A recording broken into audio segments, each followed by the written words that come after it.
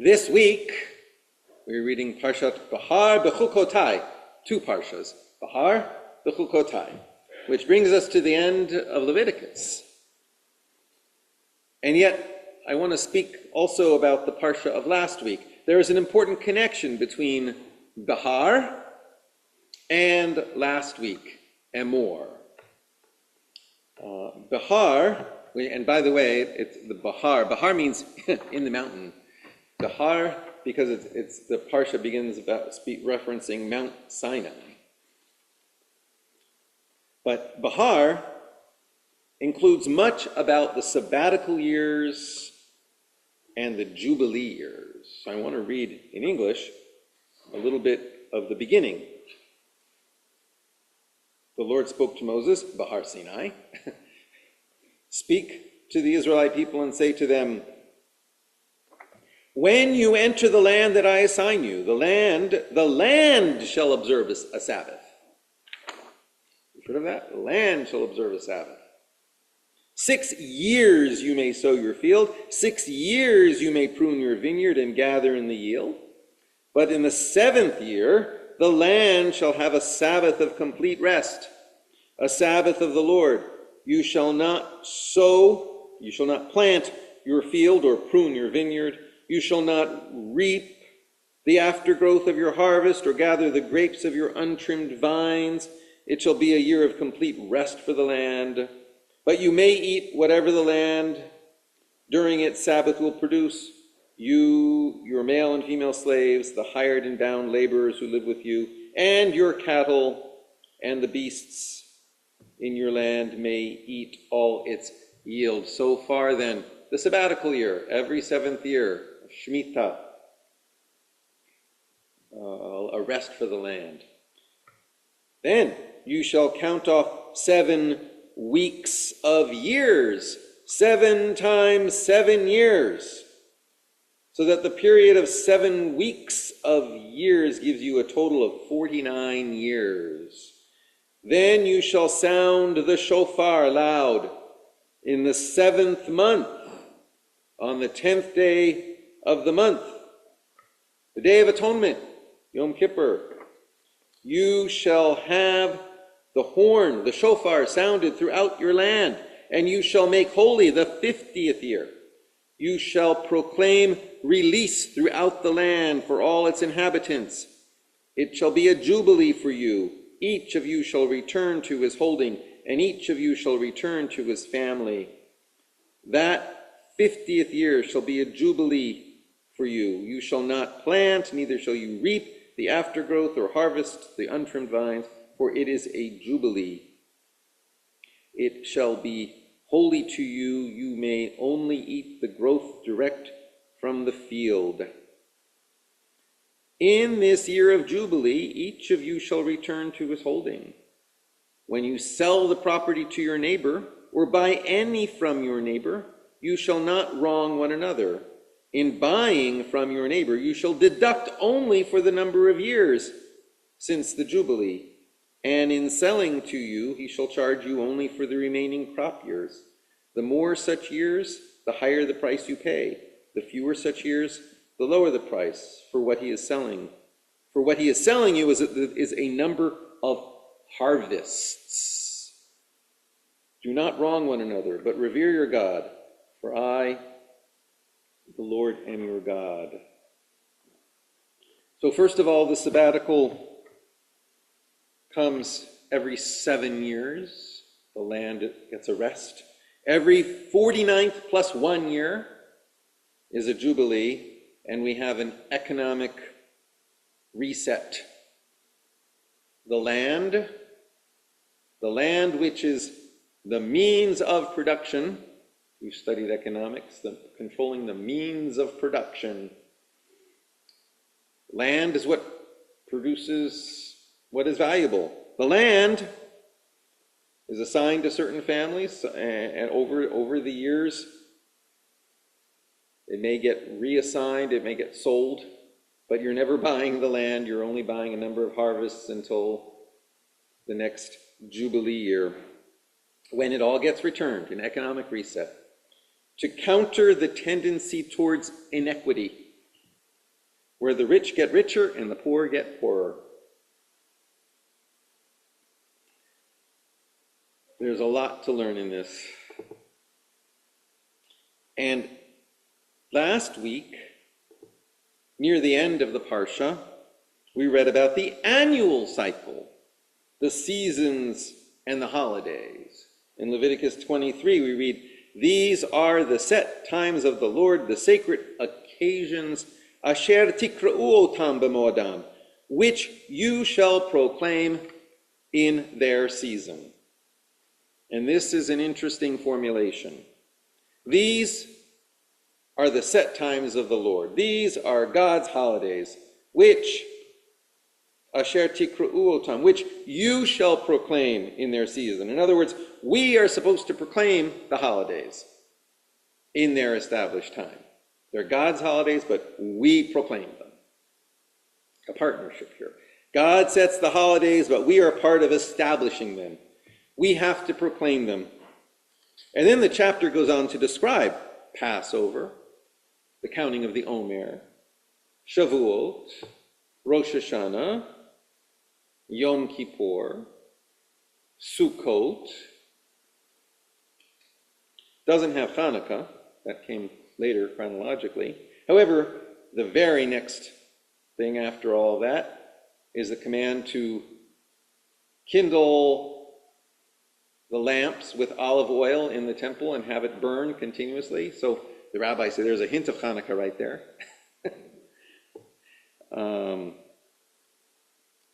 But significant, the point that I'm looking at is that partnership.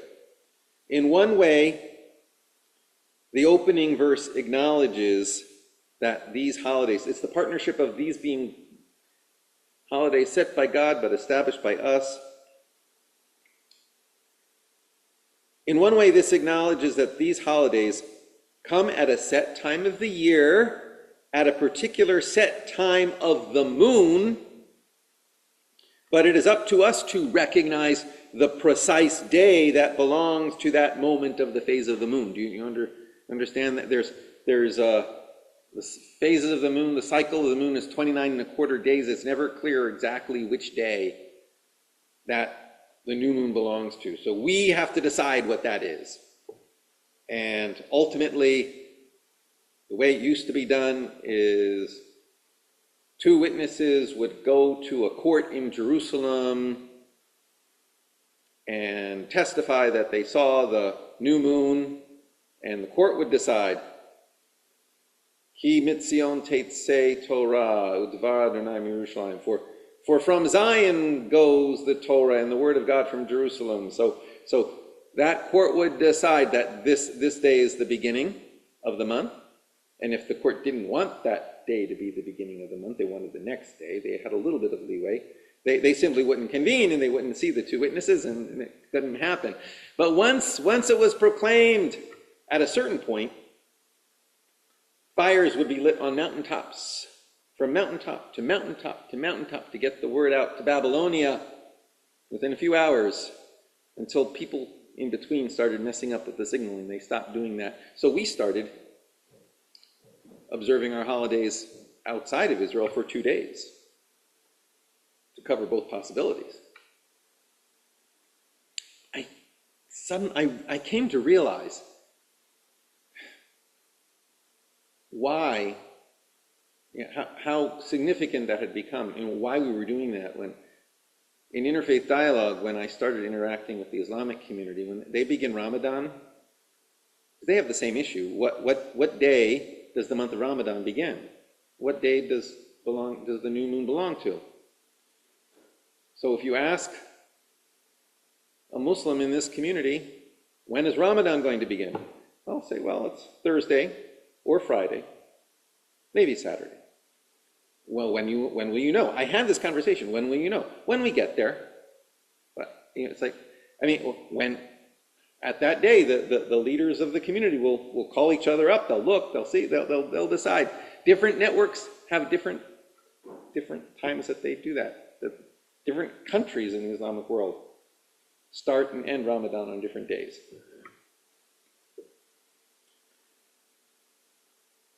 But this formulation, that it's a partnership in establishing the holidays, also recognizes that if we do not acknowledge them, then they simply don't happen. For example, Shavuot gets ignored often. It just often just doesn't happen in the American Jewish community. Shavuot just often it's just not there. If we don't observe it, it doesn't happen. A teacher of mine, Rabbi Arthur Green, draws on Hasidic teaching to say even more. And I want to share words of his. These are his words. He writes, this formulation immediately combines the divine and human elements in the fixing of sacred times. They are indeed my seasons, God's seasons, but you are to, quote, call them forth. The calendar is fixed by the court, originally based on reports of the appearance of the new moon. The Zohar, this great mystical text, the Zohar reads, Tikra'u, call, as an asher tikra'u otam, which you shall proclaim. The Zohar reads that word to mean invite. The sacred seasons are holy guests. These holidays are holy guests that have come to visit us. We prepare a feast in their honor and invite them to join us in it, just as we would for honored and beloved guests. Just as we talk about Shabbat as being a queen that visits us, so these holidays visit us. But we invite them. But some of the Hasidic sources read it even in an opposite way. They read Mikra'e Kodesh as holy callings. The festivals call out to us. The festivals are calling to us to rise into their holiness. Living by the Jewish calendar, he writes, has an essential role in Judaism as practiced. We look forward to the holidays in anticipation, and we prepare for them. In Israel, this is much easier because they are also the national calendar. It is wonderful to walk through the marketplace in Jerusalem or Tel Aviv and see dried fruit baskets suddenly appearing a week before Tu B'Shvat. Or hearing somebody calling out, Oznei Chamot, literally hot ears, as I did this year, he writes, a few days before Purim. Hot ears, Chomentashen. For us, in the diaspora, it is more of a stretch. As we now approach Shavuot, I know how thin the minyanim will be in liberal synagogues. But behold, the practice of Tikkun Leil Shavuot. Tikkun Leil Shavuot, this mystical all-night studying of Torah, studying Torah late into the night. Studying Torah late that night is, in fact, a growing practice. That is likely to become the main way of celebrating this holiday in the future. And in fact, Ohev Shalom is having a Tikkun Leil Shavuot and has invited the whole community this year. Our relationship with the festivals, seasons, is indeed a mutual one. Each time of year calls us to a special sort of holiness, bringing forth from us a kavanah, an inner intent, that can only be expressed through those holidays. Each festival has a special spirit, carried by its description in the Torah, by its prayers, by the aroma of holiday foods, but also by the memories built up in all of us of all the previous times we have celebrated it and the people with whom we shared it. All of these call out to us, but we also call to the festivals themselves. We anticipate their coming, we prepare for them, we welcome them as guests into our homes and our hearts.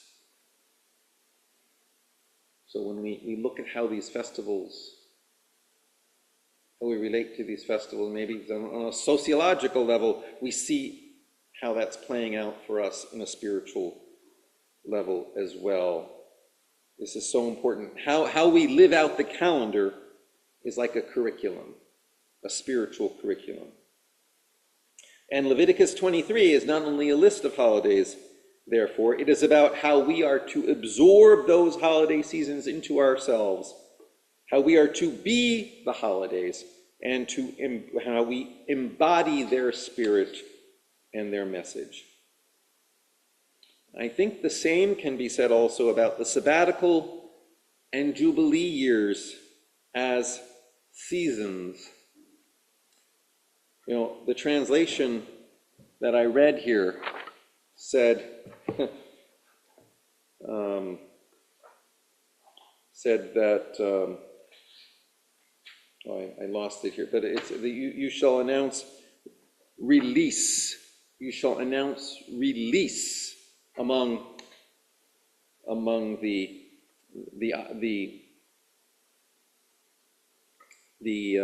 population. The Old English King James Version and also the Chumash that we have here says, "Proclaim liberty throughout the land and all its inhabitants thereof." And to all the inhabitants thereof. Some of you may know that from the Liberty Bell. Only thing is, the Torah said it's the Liberty Shofar. It's the shofar. And the word liberty, it's not really freedom. It's not really this 18th century version of liberty. It's dror. It is some type of release. It's proclaim release from oppression. Economic oppression in particular in this case, but perhaps other types of oppression. These years, the sabbatical year and the jubilee years, they also invite us into themselves so that we can see this as a continuous calling to invite justice into the economic rhythms of our society. Again, the return of land and the return of slaves to their families. It's a reset of land ownership, a reset of the ownership of the means of production, a reset of economic power.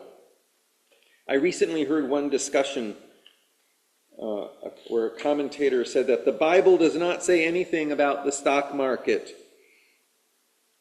or how it is to operate, but I beg to differ. I think we have here the biblical teaching about the justice principles by which our entire economic system should operate. Even though our system is much more abstract than the economic system in the Bible, the stock market still is about ownership of the means of production. It would behoove us to consider how we might embed an awareness of this sabbatical cycle into the regular ongoing course of our lives. And I have thought about that. And finally, within the Torah text, located between the annual cycle and the Jubilee cycle, we also read of the kindling of lights. You should light the eternal light. And display loaves of bread, literally challah, which seems to suggest perhaps also this image of challah and candles, challah and lights. That the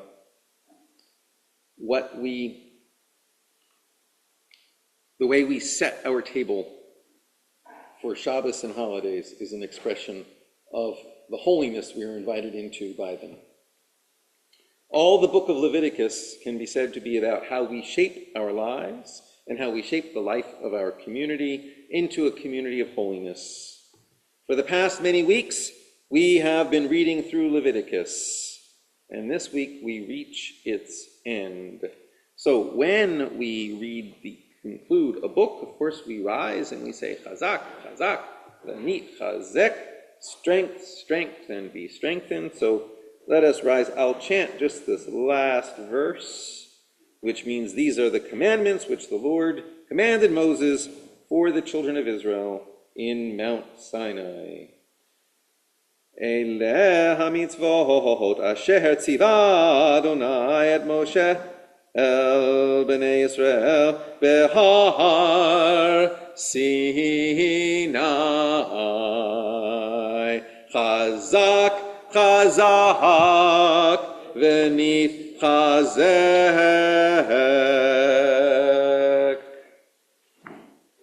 Shabbat Shalom.